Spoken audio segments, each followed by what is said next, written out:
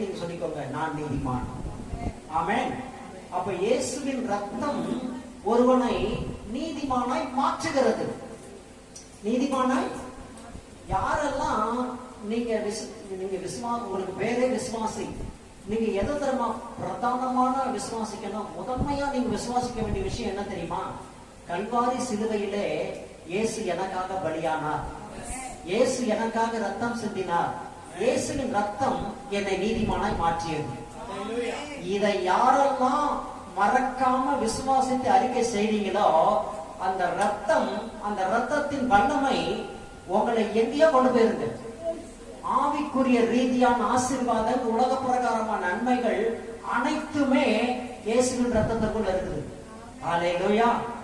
பாருங்க, நல்ல ஃபாதர் பாடுறது, நீதிமானாய் மாற்றியதும் ரத்தமே. ஹல்லேலூயா. ரத்தம் ஜெயம், ரத்தம் ஜெயம், கல்வாரி இயேசுவின் ரத்தம் ஜெயம் ஒரு அருமையான பாட்டு இருக்கு. ஆனா இப்போ பாட நேரம் இல்லை. ஆனா சொல்றேன், இயேசுவின் ரத்தத்தினாலே நீங்கள் கழுவப்பட்டது உண்மையானால் இது ஒரு சாதாரண